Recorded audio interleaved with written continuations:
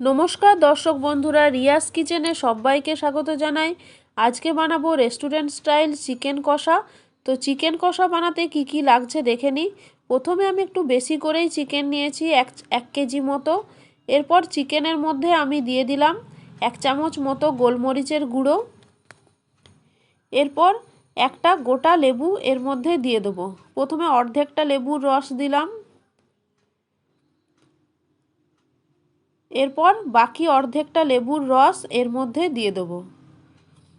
যে সমস্ত দর্শক বন্ধুরা এখনও আমার চ্যানেলটিকে সাবস্ক্রাইব করেননি তাদের কাছে চ্যানেলটিকে সাবস্ক্রাইব করার অনুরোধ রইল এবং পাশের বেল আইকনটিকে অবশ্যই ক্লিক করবেন যাতে নতুন ভিডিওগুলো আপনাদের কাছে পৌঁছে যায়।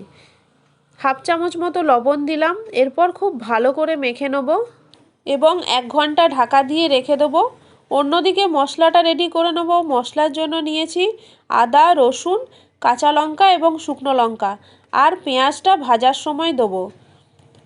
আদা, রসুন, কাঁচা লঙ্কা এবং শুকনো লঙ্কার একটা ভালো করে পেস্ট বানিয়ে নেব মিক্সিতে। এই দেখুন পেস্টটা বানিয়ে নিয়েছি। এরপর গ্যাসের আগুনটা জ্বালিয়ে এর মধ্যে একটা কড়াই বসিয়ে দিয়েছি এবং এর মধ্যে সর্ষের তেল দিয়েছি।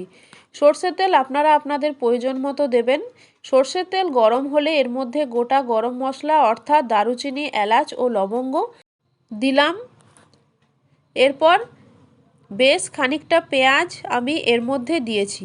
যেহেতু 1 কিলো চিকেন আছে তাই চিকেন কষা বানাবো, তাই প্রায় 500 গ্রাম মতো পেঁয়াজ এর মধ্যে দিয়েছি। পেঁয়াজটা খুব ভালো করে লাল করে ভেজে নিতে হবে। পেঁয়াজটা বেশি করে দিয়েছি কারণ এতে গ্রেভি মতন হবে তাই। তো পেঁয়াজটা এখন খুব ভালো করে লাল করে ভেজে নেব। পেঁয়াজ ভাজা হয়ে গেছে খুব সুন্দরভাবে। এখন আগে থেকে যে আদা, রসুন, কাঁচা লঙ্কা এবং শুকনো লঙ্কার পেস্টটা বানিয়ে রেখেছিলাম সেটা এখন এর মধ্যে দিয়ে দিলাম। এরপর ভালো করে নাড়াচাড়া করে নিলাম। অল্প একটু ভাজা ভাজা হলে আমি এর মধ্যে গুঁড়ো মশলাগুলো একে একে দিয়ে দেবো। আপনারা প্লিজ আমার চ্যানেলটিকে সাবস্ক্রাইব করবেন এবং আমার পাশে থাকবেন। এখন আমি বাটি ধোয়া জলটা দিয়ে দিলাম। হালকা ফুটতে শুরু করলে এর মধ্যে গুঁড়ো মশলাগুলো দিয়ে দেবো। প্রথমে আমি নুনটা দিয়ে দেবো। নুনটা দেওয়া হলে একে একে গুঁড়ো মশলাগুলো দেবো। প্রায় 1 চামচ মতো নুন দিলাম। এরপর প্রথমে আমি দিয়ে দেবো হলুদ গুঁড়ো, এরপর দিয়ে দেবো জিরে গুঁড়ো এবং ধনে গুঁড়ো। এরপর খুন্তি দিয়ে অল্প একটু নাড়াচাড়া করে নেব। অল্প একটু ভাজা ভাজা হলে এখন আমি এর মধ্যে কাশ্মীরি লাল লঙ্কা গুঁড়োটা দিয়ে দিলাম। কাশ্মীরি লাল লঙ্কা গুঁড়োটা দেওয়া হয়ে গেছে। এখন আমি 2টো টমেটো কেটে রেখেছিলাম সেটা দিয়ে দিলাম। এরপর খুব ভালো করে কষিয়ে নিতে হবে যতক্ষণ না পর্যন্ত টমেটোটা নরম হয়ে মশলার সাথে মিশে যাচ্ছে, ততক্ষণ পর্যন্ত কষিয়ে নিতে হবে। মশলাটা রেডি হয়ে গেছে এবং টমেটোটাও নরম হয়ে এসছে। এখন আমি এর মধ্যে ম্যারিনেট করে রাখা চিকেনটা দিয়ে দেবো।